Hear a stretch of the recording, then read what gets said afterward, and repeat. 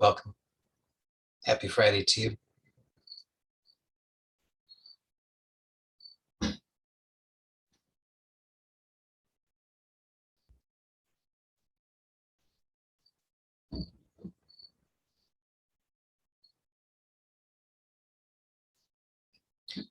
Okay, so let's start with a intention, or the intention, clarity on the intention.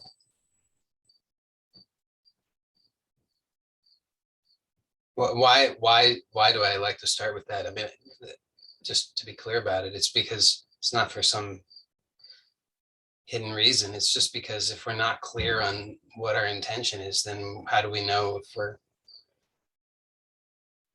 succeeding or not? How do we know even whether how do we know where to direct our energy or our attention? How do we measure anything? So just sort of basic foundation for anything from my perspective. So what is our intention for being here?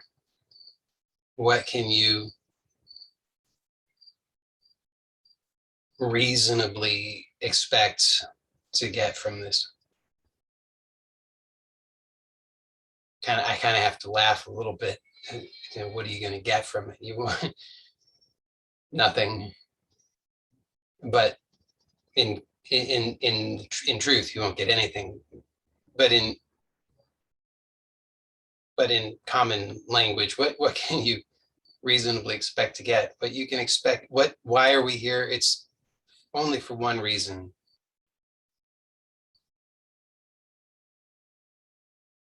It's to find, and we could describe that one reason many different ways. So I describe it different ways at different times, but just understand what it's pointing to. It's to discover, recognize, and realize a supreme peace, a supreme freedom, and that supreme freedom, which is already the case. So not something that needs to be generated. It's not something that needs to be attained. It's not something that we need to work toward. It's not in the future. It's not at a distance. It's that freedom, which is already the case because it's who you are. So this is about a revelation of that in your own experience, direct experience, so that it's clear to you, so that the doubts can be resolved without having to go anywhere or do anything. And then, what good does that do you?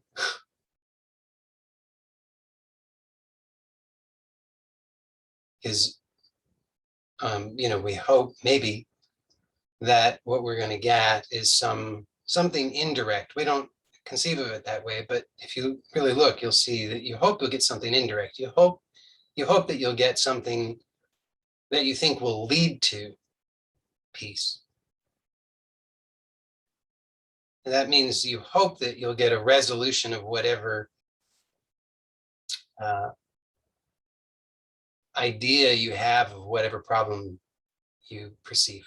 So if you perceive that you have pain, then you want to be rid of the pain. Or if you have confusion, you want clarity. If you have, on and on, whatever. If you think you're poor, you want wealth. If you have a relationship struggle, you want that person or those people to treat you well. But all of those are indirect.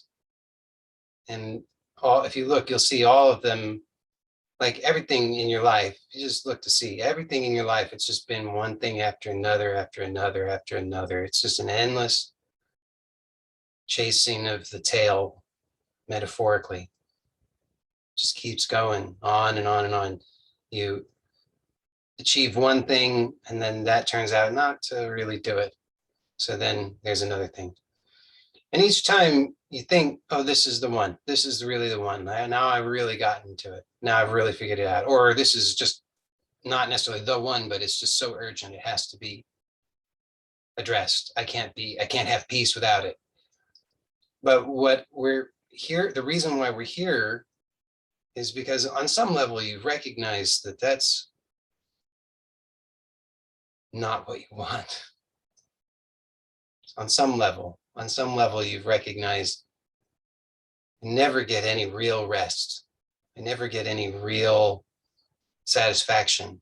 Just these very, very transient glimpses, transient tastes, and then back on the wheel, round and round and round, seeking, searching, fixing. So that discovery of on any level, just even if it's just a vague, dim sort of sense of, yeah, I just don't know where the rest is, that discovery is pointing to what it is that you really want. You really want lasting, true, supreme peace, not something that comes and goes, not something that's conditional, not something that's indirect. You want it to be direct, immediate, and eternal. So that's the intention. Now, how can we discover that? So if we can understand what's being pointed to, if we're really clear on that intention, or even just a little bit clear on the intention, then you have to recognize that truly what it is that you want, what you're longing for really, is not something that you can acquire. It's not something that will happen in the future. If it's something that you could acquire or that happens in the future, then that tells you that it's temporary and that it's conditional, because some conditions have to be met before it can be had. But what you really want is not something that you have to achieve, earn, hold on to.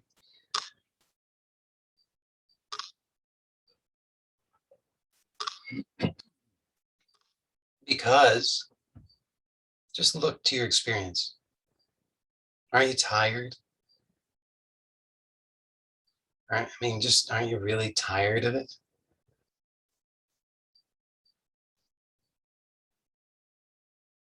Never having what you really want, never. It's like you grasp and then it's like water. So you grasp it and you can't hold it. You always come up empty-handed.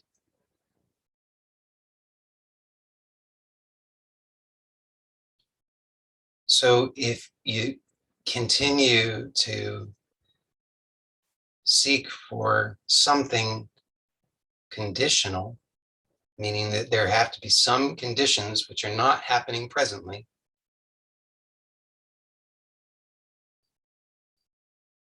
then even if you achieve that, in the back of your mind, you know it won't last.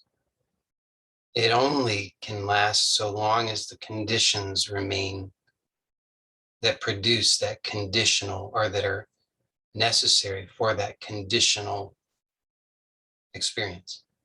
Hopefully that's clear. So if you say, for example, yes, but I can't be happy when I'm depressed and I want happiness, so I have to get rid of the depression. Or I can't be okay if I'm in pain, and I'm in pain and I want okayness, so therefore I have to get rid of the pain. Just see that what you're doing, I get it, of course, absolutely. Who wants pain? Nobody wants pain. Not really.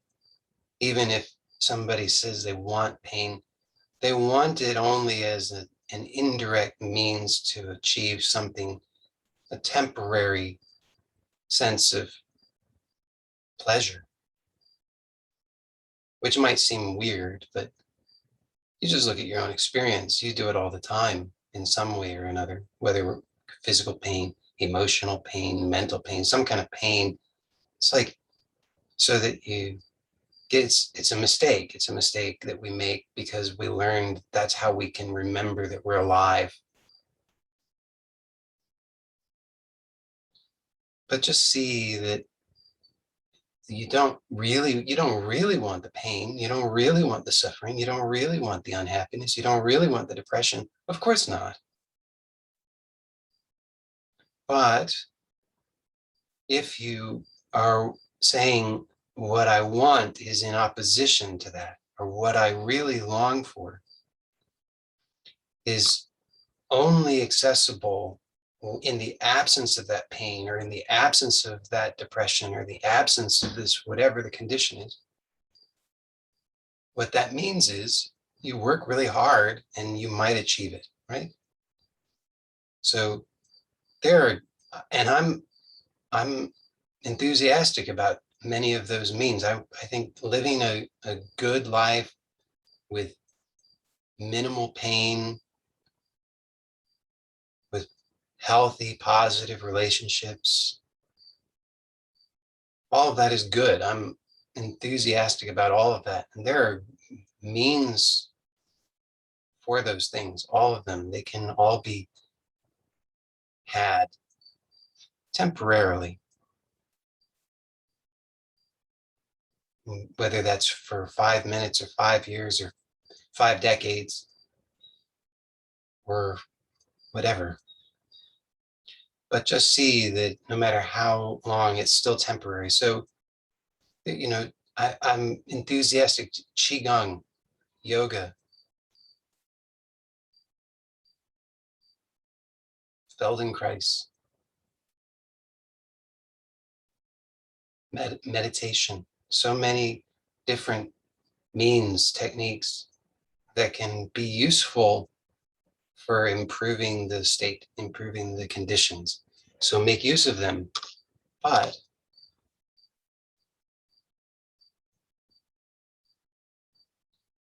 just see that what you really want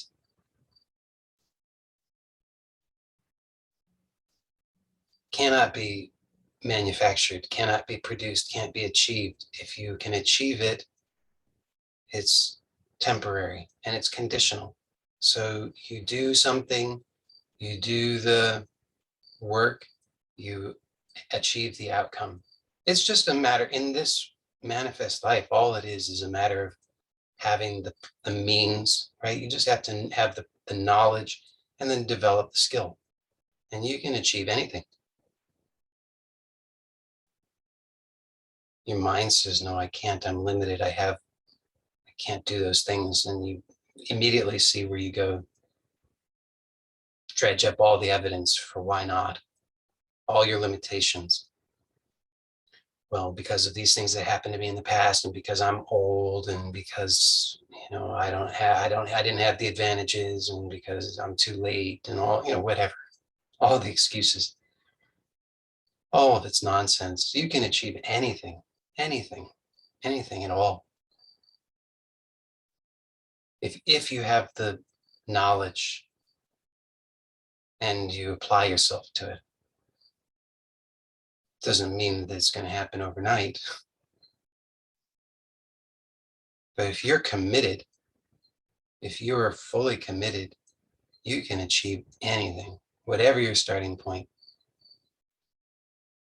All the limitations, we know that this is true. It's all these limitations, they're stories only.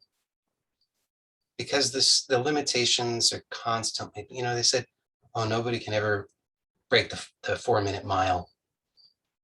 did it. They say, oh, once somebody has a stroke, done. Nothing can be regained. Oh, that's not true.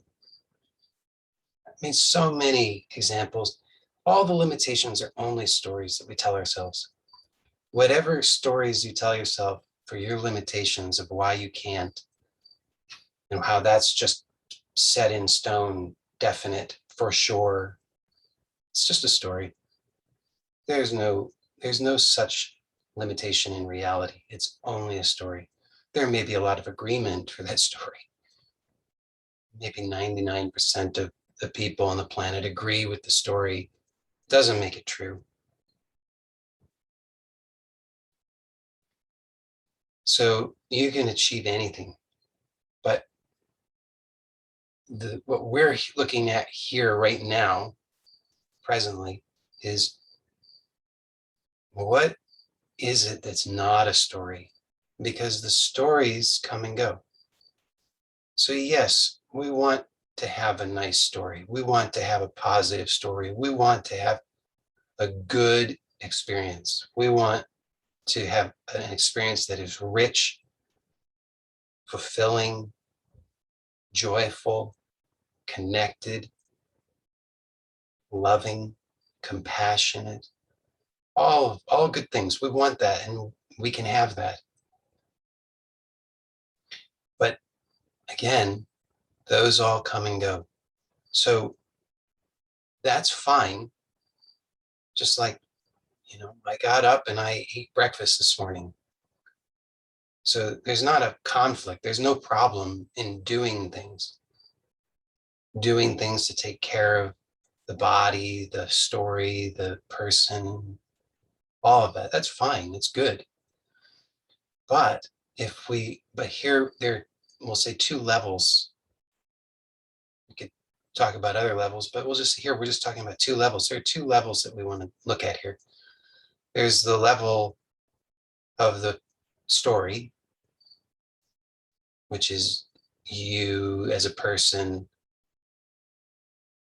your life, all of that. That's the level of the story. That's all about the pain, suffering, or success, achievement, victory, whatever. But that's all happening at the level of story. So that's one level. We don't need to abandon that. We can certainly, as I've been saying, we can give attention to that. But if we mistake that level for the level of our true nature, then we're just confused and ultimately dissatisfied. So what I'm pointing to here is, now we want to look at this true nature, what I'm calling true nature. So you could say that's the absolute level, or the level of pure consciousness, which is who you are. Now, who you are, just look to see. So this has to be experiential. Okay, so look right now and just notice, silently say I. And just notice what you're referring to.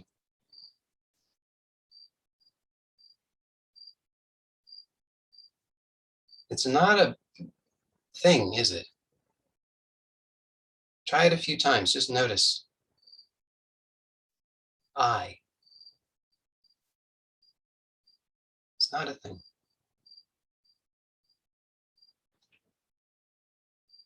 It's what's aware of all the things. It's what's aware of the body. It's what's aware of the mind. It's what's aware of the story. So just notice that that's true. So for example, you know that in the story, you can recall the story of being a child. You can recall the story of being a teenager.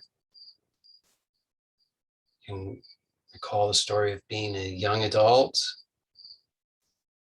Depending on how old you are, you might remember other decades. But just notice that when at every point in that story, whenever you've said I, You were referring to something that's still continuously so. Isn't that isn't that so? Can't you notice that? That when you say I, when you said I as a child, when you said I as a teenager, I as a young adult, at any point in the story, I has always referred to something that's not in the story. It's not the body, because the body clearly changes. And it's not the mind, because the mind changes. And the mind is highly volatile. The body seems a little bit more stable. You need to give it more time to notice those changes. But the mind, oh my goodness, can have a complete revolution 1 minute to the next. So the mind and the body are not constant, they're changing. And you, when you say I, you always have known, just didn't recognize it maybe, but you've always known that you were referring to something that's aware of the body and aware of the mind. And that doesn't change. It doesn't change just because the mind changes or just because the body changes.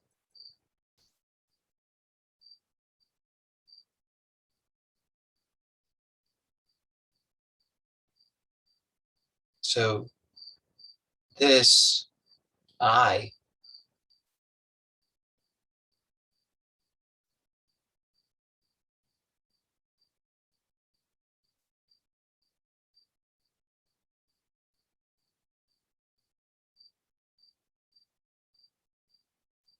notice that it's always been free of the body and the mind.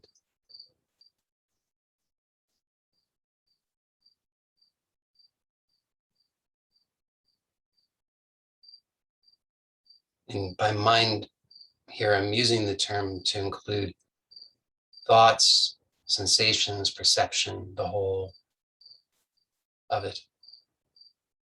So you just notice that when there is, you say there's pleasure,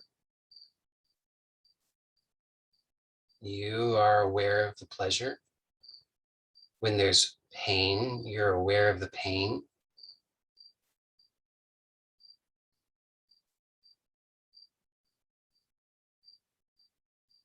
When there's fear, you're aware of the fear. When there's sadness, you're aware of the sadness. When there's anger, you're aware of the anger.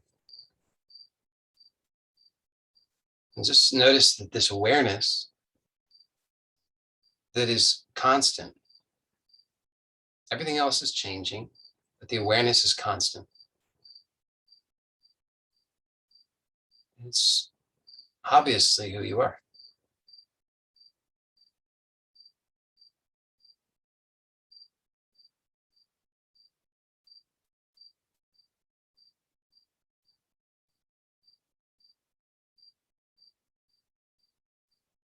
So that now, just for a moment, just be very still, but not in a rigid way, in a very restful, relaxed way. And just observe your experience. And see if you can just watch for the next thought.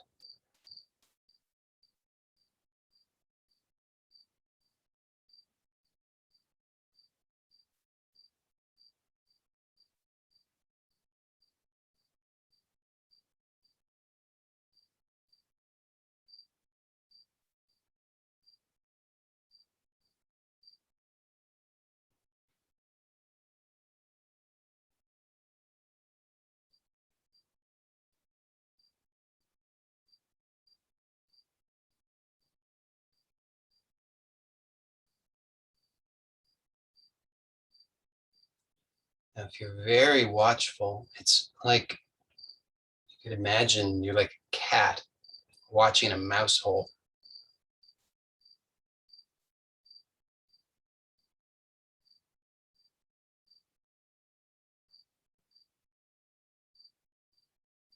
If you're very watchful, the thought doesn't even really appear.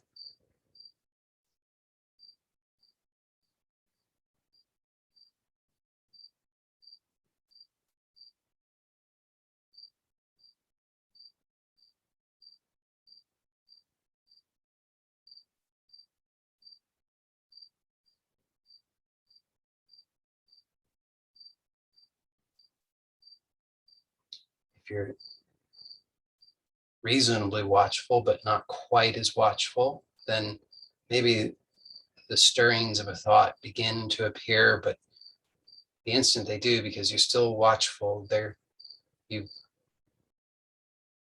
become aware and just vanishes.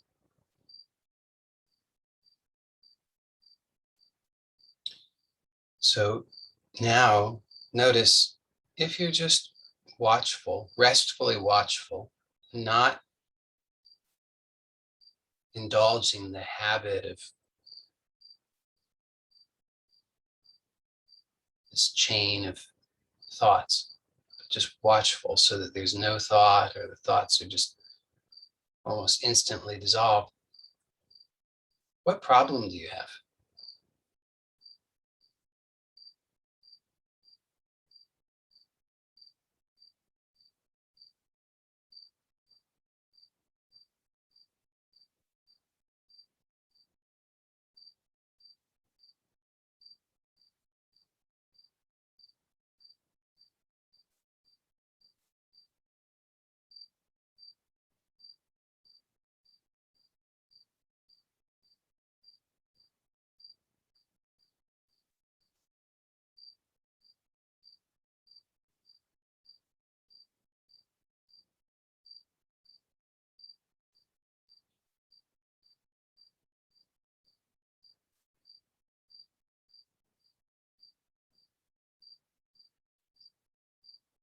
Maybe you can see that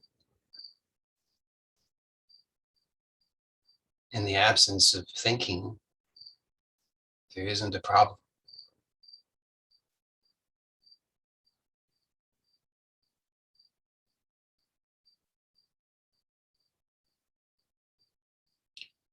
So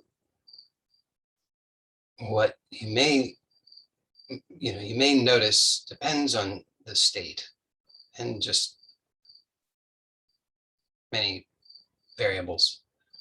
So you may just notice immediately the obviousness that who you are has no problem, cannot have a problem, and that you notice that who you are is already free.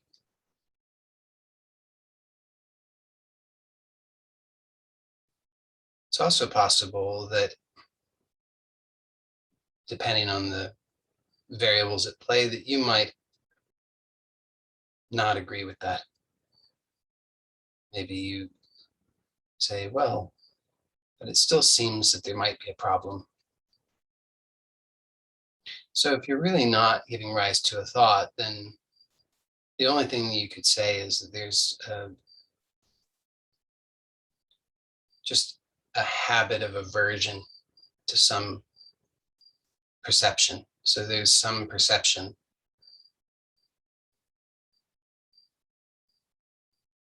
and there's just a habitual aversion. So it doesn't even have to be a thought, it just registers as don't like.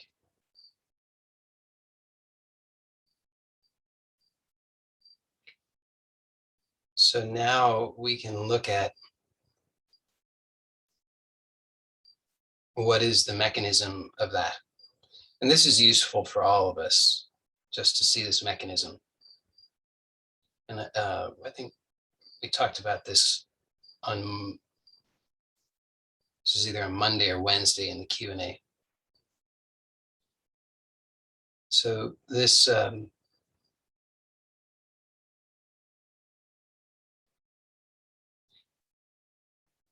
you can notice that this whole manifest reality, so your sense of being a person, your story of yourself, the body, the story about the body, the story about the experiences, all of that is arising from and within consciousness. That might be very obvious to you, or maybe it's not obvious, in which case we'll just point out that you can notice that in deep sleep, You are aware in deep sleep. Now, sometimes people take issue with that. They say, well, it just seems to be a blank. I'm not aware of anything. Yes, you may not be aware of anything, but you are aware. How do you know that you're aware? Because if you weren't aware, you wouldn't be able to then, upon waking, say, I was asleep. You just consider that for a moment. There would be no, you would not be able to say I was asleep because there would be nothing there for you to refer to. But you know that you were asleep. So you're aware. It's just that the content is very, very, very dormant.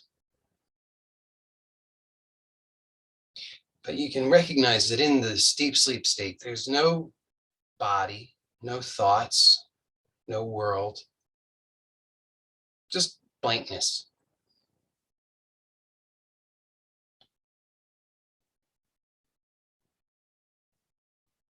So we could say blankness is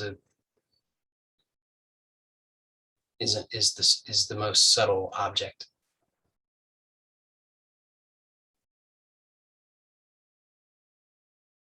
I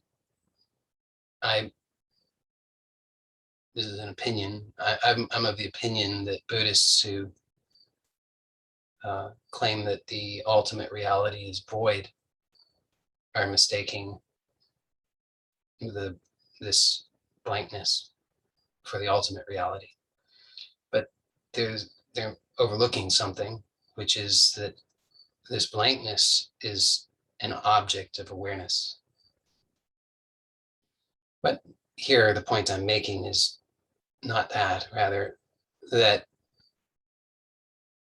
you can notice that in the deep sleep state, this world does not exist, the body does not exist, the mind does not exist, you as a person do not exist. Only awareness, and we could say blankness. So it's sort of like the primal duality, awareness, and then manifestation in its dormant state, like a seed. And then in the dream, when you're dreaming, there's a whole dream universe, dream reality, dream characters, dream events, dream space, dream time. And all of that is flowering out of consciousness. Clearly, you know that. No, you don't doubt that. When you wake up, you say it was a dream. You don't say that, oh, I went into another dimension. No, it was a dream. That dream was occurring in consciousness, the consciousness that I am. So it's really only this waking state that seems to be tricky. It's not, but it just seems to be.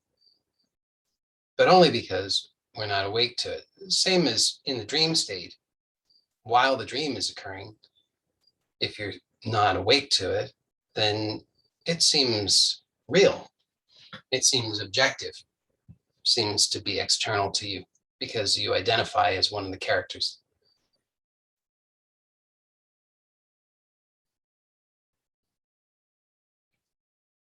So in at least two of the three states of the mind, we can recognize, usually fairly easily, that they exist in awareness, in the consciousness that we are. The deep sleep state and the dream state. It's only the waking state that sometimes is tricky for people. But notice that you are equally present and aware now as in the dream, as in the deep sleep state.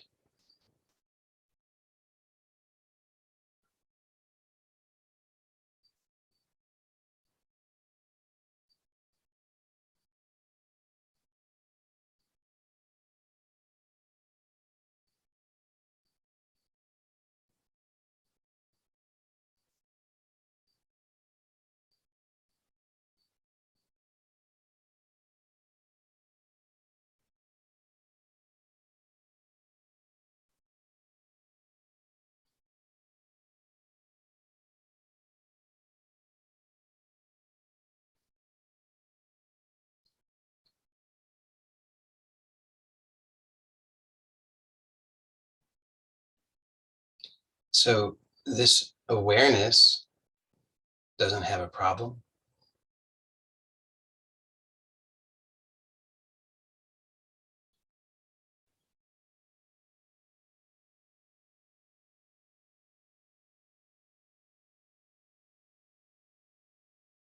But if you say, well, but it seems like I'm having a problem. Okay, so now we want to look at what's happening. So all of this manifest world we could use many different ways to describe it. None of them will be entirely accurate because we're using words to point to something that's beyond the words. Just like in a dream, if a character comes to you in the dream and tells you, you're the dreamer. Well, in the dream, within that dream, you can't find that dreamer. So you have to point to something that's beyond the dream, within the dream. You can't find it in the dream. It's only upon waking that you realize, oh, that's weird. That was what was meant. So here too, in the waking experience, we're using words to point to something that's beyond it, beyond the waking state.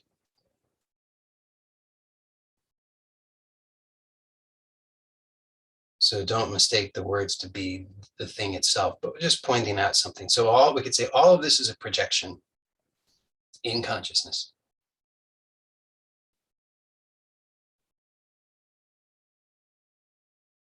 You are that consciousness, obviously, because you're conscious. So all of this, the body, the mind, the so-called objective world, all of it, all the phenomenal reality is a projection of consciousness in consciousness.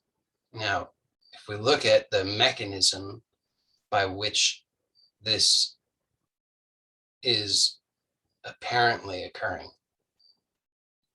So here we're in a kind of a gray area because we're kind of talking about it's difficult to really understand because it's kind of like an interface between two levels. And say, well, how could that be? I don't know. How is it that you can dream? It's a bit mysterious, but there's obviously some interface there. Because you, as the dreamer, when you wake, you realize I'm not that dream, but you were aware of the dream. So there's an interface. So that's what we're talking about here. So don't take it too literally, but it's useful just to see it because it can shed some light on what the experience is. So this world, this whole reality, this phenomenal reality is a projection of consciousness in consciousness. And we could say a mechanism, we could talk about it as a wheel. And we could say that there's this, what we call subconscious, which is a repository of tendencies, impressions. So it's like what we're witnessing in the deep sleep state, that blankness. It's impenetrable because it exists its nature is to be this repository of impressions.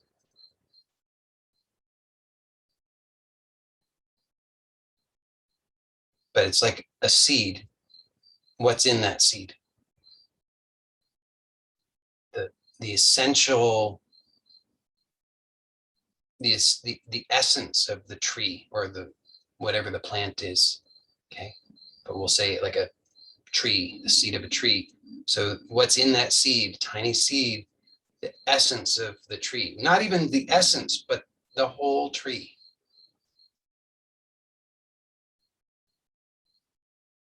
In the seed.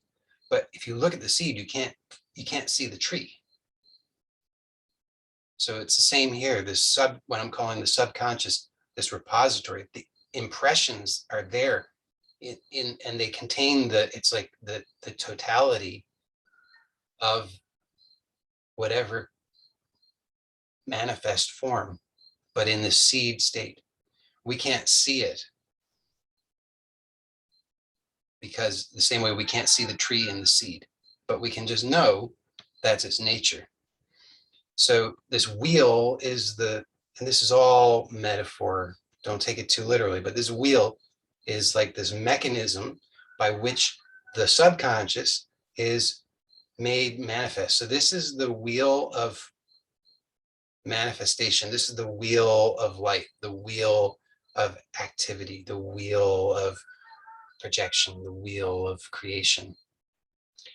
And it just goes round and round and round and round and round.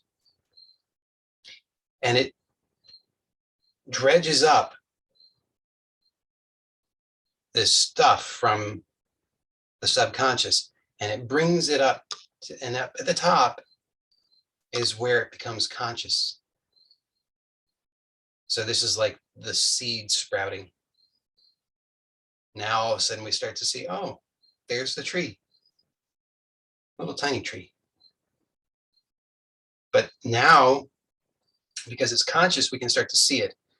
So here it is going round and round and it brings the content up. Now, once it's brought up, like the seed begins to sprout. Let's say you don't know what these seeds are.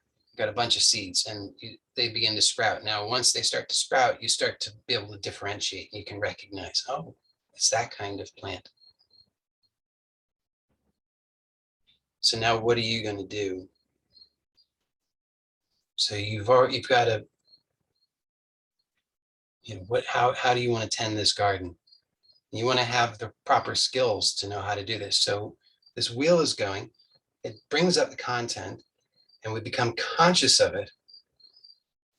Now, that's going, that the wheel keeps going. So now it's bringing whatever we set on that wheel, it's bringing it and storing it again. Now, by default, not really by default, I shouldn't say that. There is not really any default. It's if we're conscious, there's no default. If we're conscious, it's entirely conscious. This is why I'm saying anything that you want to achieve, you can achieve. You just need to know how. And here we're talking about a meta skill. So this is not like, if you want to weld, this is not a course in welding. Or if you want to write, this is not a course in writing. Or if you want to bodybuild, it's not a course in bodybuilding, but it's a meta skill. That's what you need to achieve true mastery in any of those skills, any skill whatsoever. So you to recognize that what is the nature of this projection of creation. So here there's this wheel, it's going, brings up the content from the subconscious. Now it's conscious. And at this point, there's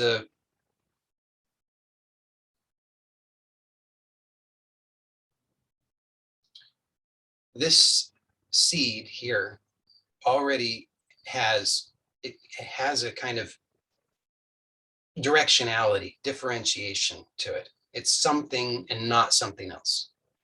Okay. So if it's something that is if this something is what we would call compassion, love, happiness, ease, joy, peace, freedom, contentment, then wonderful. Who has a problem with that? Nobody has a problem with that. But if this is differentiated in a way that we call pain, suffering, misery, depression, anxiety, frustration, anger, despair, etc. Now we say, oh, I've got a problem. So we want to have the skill to be able to do something intelligent. Unfortunately, we're not taught this skill. So it's actually really a very simple skill, but we're not taught it. And even though it's a simple skill, like so many things are very simple, but to develop mastery of it requires patience, persistence, practice, commitment. So just because it's simple doesn't mean you should expect that you're going to have mastery over it right away. Okay. But I'm pointing it out so that you can recognize it, and then you can choose if you want to put it into practice, and then you can develop mastery if you persist in it. So if this, you say, this is something awful, terrible, what do we mostly do?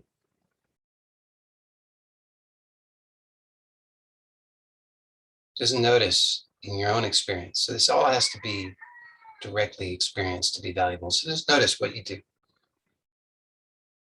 And here I'm talking about, even if it's not a thought, but it's below that. It's not even a thought. It's just this felt thing, aversion. Notice you feel it. You feel the aversion. There's a cringing, tensing, armoring, recoil, flinching. And then usually more layered on top of that, right? So we cringe, flinch, recoil, tense, armor, some variation on that. And then usually, then we start thinking about it. Now we're dragging in, oh, here's this memory. Oh yeah, it's been like this in the past. Oh, I'm always suffering in this way. Oh, there's no way out. I've tried everything. Oh, I don't know what to do. Thinking, remembering. So there's mental images, thoughts, bringing in more sensation. Now we're generating more sensation. Of course, we're generating a sensation because we're tensing up. So it gets bigger and bigger and bigger. Now what happens? Wheel's still going. Now that gets stored. Wheel just keeps going. Now what do we say? We say, God, I just wish I could have a rest. We want the wheel to stop. If only that wheel would stop, then I could be okay. But the wheel doesn't stop. We're talking about a very, if you want that wheel to stop, then the only answer to that is recognize what's prior to the wheel and remain here. But that's only that. Here's the interesting thing about that is, even though that is true, and it's true in an absolute sense, and you can glimpse that and recognize that, see that for yourself, notice that there's a funny thing here, is that even though that's absolutely true, it's not the whole truth, because the whole truth also involves the wheel. So it's partial to say only awareness. Only awareness is only partial, because this manifestation, though dependent upon awareness, is also true. So I, as awareness, am free, independent, always the case, always so. I cannot be harmed by this because it's a projection within myself. But it's only a partial truth to say Okay, so I'll only rest as awareness, refuse to engage. If if if what we're talking about is true ultimate freedom, the supreme freedom, then it can't be limited because of anything. So what we want is we want the freedom that is is absolutely unbounded, so that even though the wheel is going, we can recognize that freedom and we can make use of that recognition,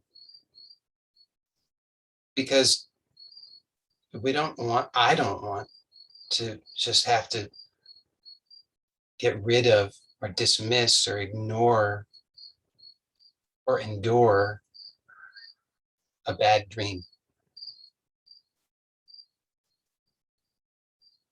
So by first and foremost recognizing I am this awareness,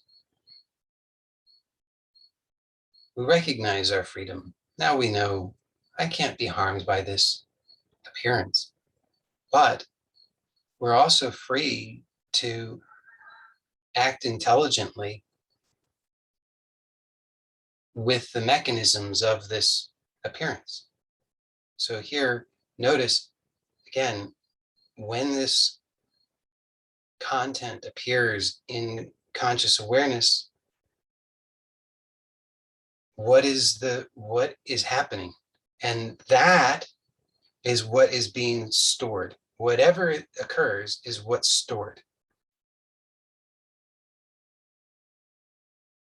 So what does this mean? How can we intervene? Well, by noticing this fundamental um, pre we could say not non-thought. It's not about thought. This is why, these ideas about using affirmations in order to change your perception, very limited, because it misses that what's being stored isn't thoughts. It's not words. What's being stored it's more primitive than that. This is something that is universally the case. This is completely independent of culture, language, cultural values, or any of the rest of it. This has to do only with, you could just reduce it to a binary, okay or not okay. And that okay or not okay is not a thought, it's a posture.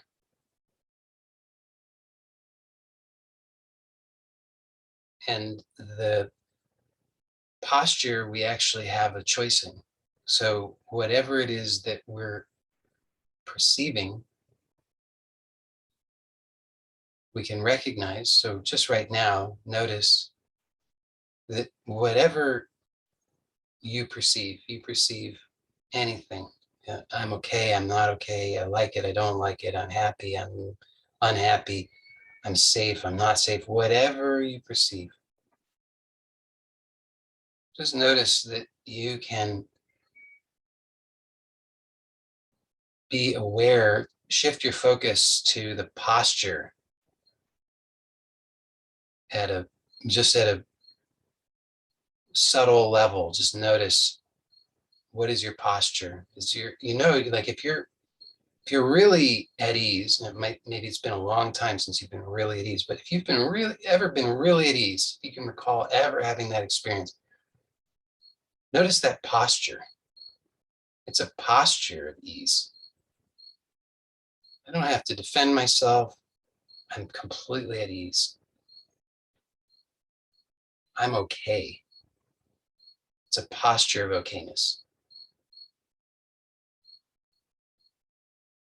So you can choose that, whatever is going on, whatever the perception is. And you can choose that wisely. So maybe there are times when it's appropriate to have a different posture. But you can also tell the truth, which is 99% at least of the time when you have a posture of it's not okay. There's no actually good reason to have that posture. You could choose otherwise. And if you choose the posture of okay, then what gets stored is okay. So this wheel is we call a wheel of suffering.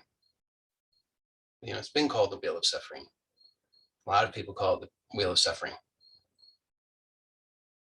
But if you really become aware of its nature, you realize it's not a wheel of suffering. It's the wheel of creation.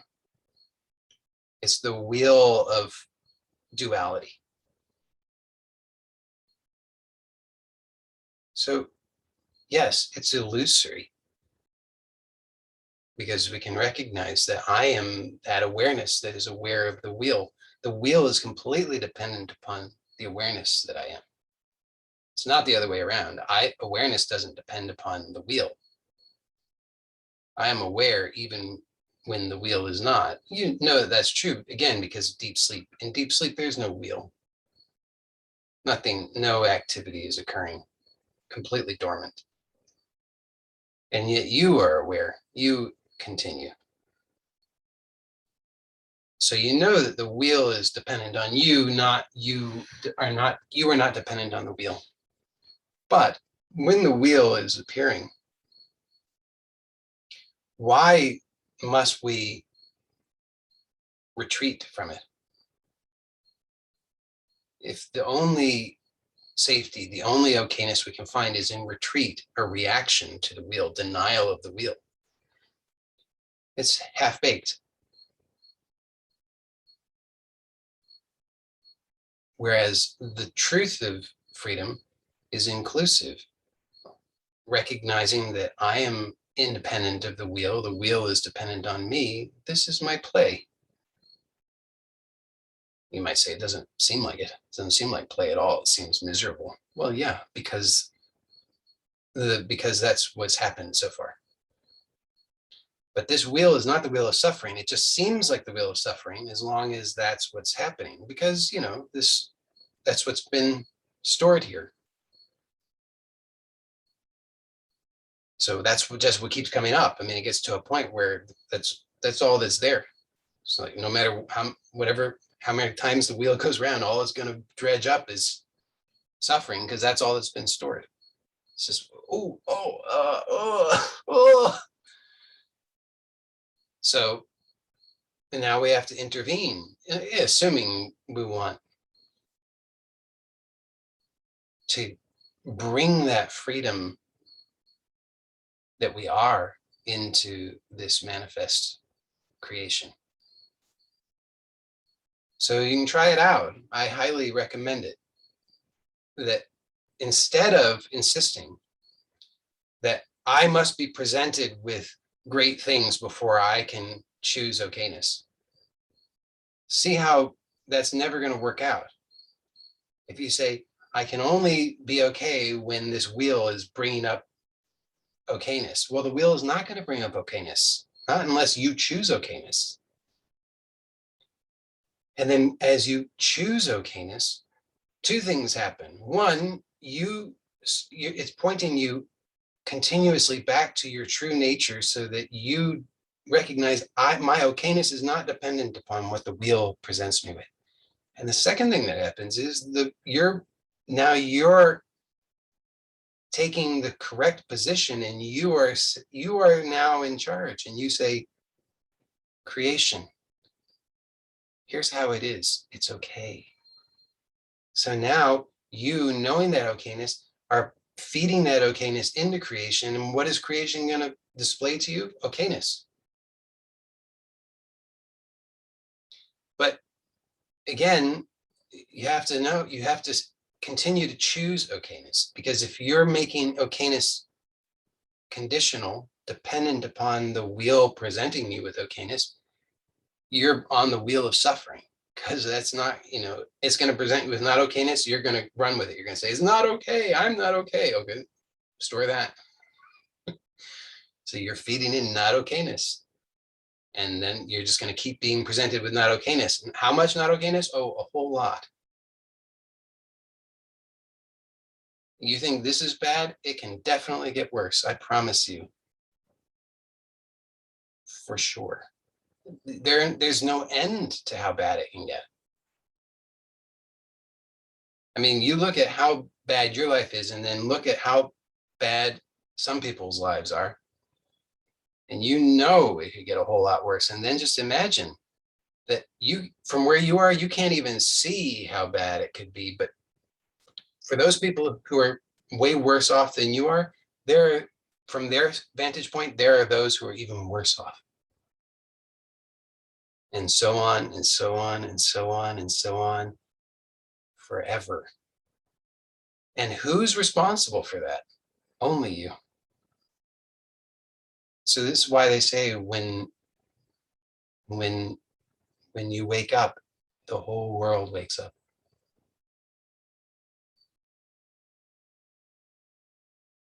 The whole world wakes up because it's all a projection. It's all your creation. And that infinite hell is your creation.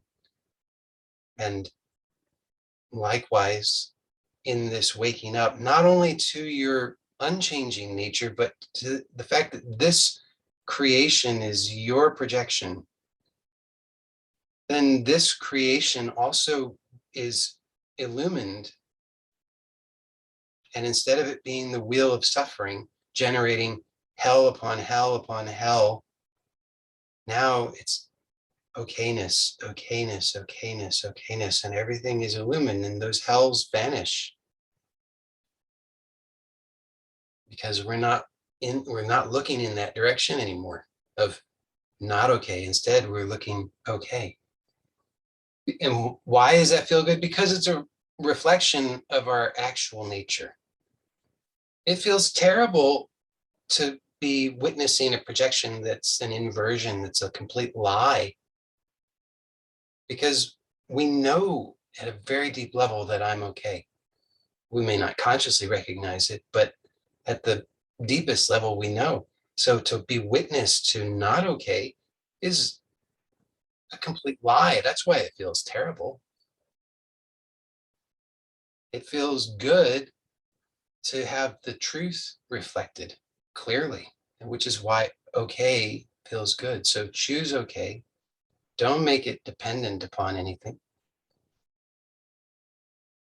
Oh, and one more thing before, I know it's going a little long today, but one more thing I'll add to this is, and I know this can be hard because especially, things seem desperate, bleak, terrible, painful, and we've need to have a big change right now. Say it's just, it has to be big and bold or it's not going to be enough. But small is better because small, day by day, tiny, but sustainable is the way to go. If it's too big, you won't be able to sustain it. You really won't. And I know that's sometimes hard to swallow, but patience really is a virtue because it will help all of this to be clearer. So you just a little tiny bit, wherever you're starting, just a little bit, you just take one step. It's like if you try to go 1,000 miles in a day by foot, forget about it. You'll be exhausted, drop dead. But if you just take a small part of that journey, and then the next day, and then the next day, and then the next day, and you do it in such a way that it's always sustainable. Every day you feel well rested and ready. Then one day you reach the destination and you're shocked.